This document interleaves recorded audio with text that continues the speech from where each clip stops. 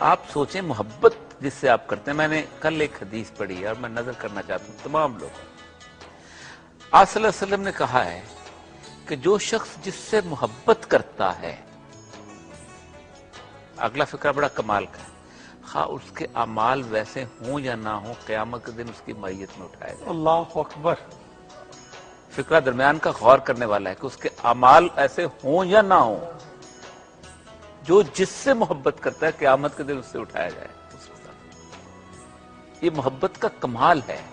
اور اقبال کو یہ محبت تحفے میں ملی تھی، اسی لیے تحفے اپنے والد سے تحفے ملی تھی. اور والد ان کے عشق رسول میں رچے ہوئے. کہتے ہیں کہ ایک دفعہ میں بچپن میں بیٹھا تھا تو میرے والد تہجد پڑھنے کے بعد کچھ پڑھا کرتے تھے. تھوڑی دیر کے بعد ہمارے دروازے پہ ایک فقیر آیا تو میں نے اس کو بھگا دیا. میں واپس آیا تو میرے والد رو رہے تھے، ان کی داڑھی آنسوں سے تر تھی. تو میں نے کہا کیا ہو گیا؟ کہا مجھے سمجھ نہیں آتی اقبال، اگر قیامت کے دن رسول اللہ صلی اللہ علیہ وسلم نے پوچھ لیا کہ ایک بچہ تیرے سپرد کیا تھا، اسے یہ ٹریننگ دی ہے تم؟ جاؤ اس کو ڈھونڈو سیالکوٹ کے بازاروں میں، جاؤ اس کو ڈھونڈو سیالکوٹ کے. یہ وہ چیز تھی کہ اس کو اقبال نے پھر آ کے رسول اللہ صلی اللہ علیہ وسلم کے سامنے جواب دہی کے حساب سے آخری ربائی ایگزیکٹلی والد کی وہی کی ہے کہ وہ جو کہتے ہیں وہ جو گر تمی بھی نہیں حساب اپنا گزیر. اور جو شخص یہ کہتا ہے کہ اقبال کے ہاں شروع سے لے کے آخر تک عشق رسول نہیں تھا، بالکل غلط. پہلی نظمیں 1903-4 کی جو ہیں جس میں وہ کہتا ہے میرا وطن وہی ہے میرا، کشتی نے جس زمین میں پیغام حق سنایا، نانک نے اس چمن میں وحدت کا گیت گایا. میرا وطن کی نسبت کیا ہے کہ میرے عرب کو آئی ٹھنڈی ہوا جہاں، میرا وطن یہی ہے. شروع کی نظمیں ہیں. اقبال اتنے خواب بیان کرتے ہیں. خواب ہے جو واقعی حقیقت، ہمیں سمجھتے ہیں کہ حقیقت ہی ہوگی کہ فرشتے آئے رحمت میں لے گئے مجھ کو، حضور بزم رسالت میں لے گئے مجھ کو. اقبال اپنے لیے خطاب کیا سنتے ہیں؟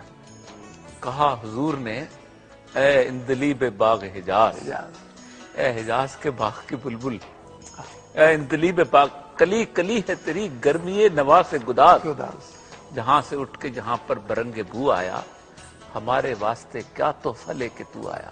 اور اقبال کا جواب سنیے، حضور دہر میں آسودگی نہیں ملتی، وفا کی جس میں نہ ہو بو، وفا کی جس میں ہو بو وہ کلی نہیں ملتی، مگر میں نظر کو ایک کعب کی نہ لایا ہوں، جو چیز اس میں ہے جنت میں بھی نہیں ملتی. ترستی ہے تیری امت کی آبرو اس میں، طرابلس کے شہیدوں کا. یہ جوانی کے ہیں. 19 سال کی عمر میں اقبال شکوہ لکھتے ہیں.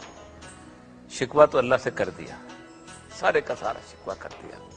کیوں زیاں کار بنو سود فراموش ہوں، شرط انصاف ہے صاحب الطاف امین، وہ گل پھیلتی کیسے جو نہ ہوتی نہ نسیم، ہم کو جمعیت خاطر. یہ بڑے دعوے کیے ہیں اقبال نے، بڑی لڑائیاں کی.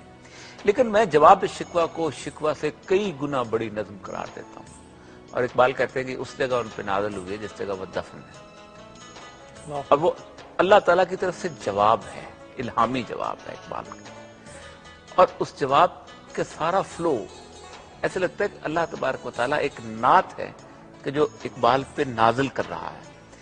سارے گلے مسلمانوں کے اللہ تبارک و تعالیٰ نے وہاں گنائے ہیں کہ عدل ہے فاتر ہستی کے عدل سے دستور، مسلم آئی ہوں و کافر تو ملے حور و قصور.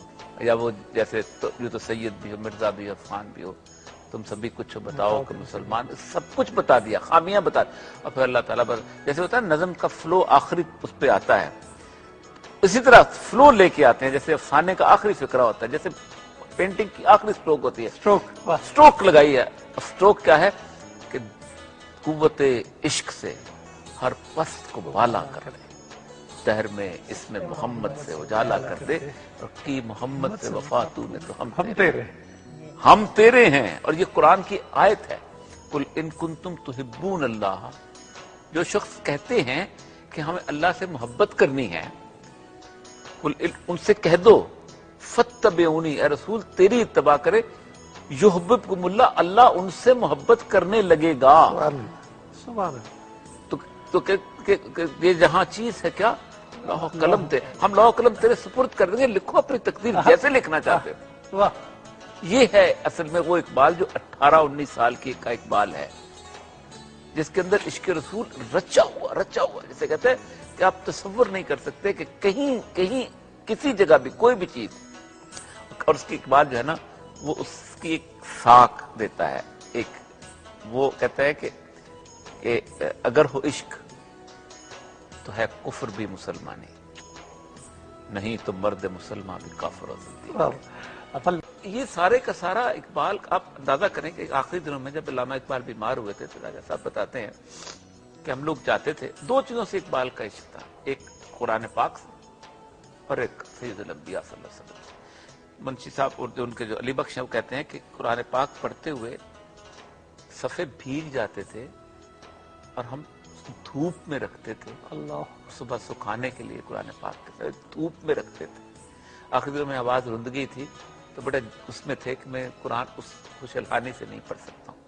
اور وہی والد پھر کہ ایک دفعہ وہ کہتے ہیں کہ میں بیٹھا ہوا تھا تو مجھے میرے والد گزرے تو کہا قرآن پڑھ رہے کچھ سمجھ بھی آتی ہے، تو مجھے بڑا عجیب لگا۔ میں نے کہا کہ عربی بھی جانتا ہوں، صرف و نحو بھی جانتا ہوں، پڑھا بھی ہے۔ کہتے نہیں میں تمہیں بتاؤں گا پھر کسی وقت۔ پھر ایک دفعہ کہتے تہجد سے پڑھ کے نکلتے تھے تو واپس آئے تو کہتے قرآن ایسے پڑھو جیسے تم پہ نازل ہو رہا ہے۔ اسی لیے اقبال کہتے ہیں کہ تیرے وجود پہ نازل نہ ہو اگر یہ کتاب، گرا کشا ہے نہ رازی نہ صاحب کشاف۔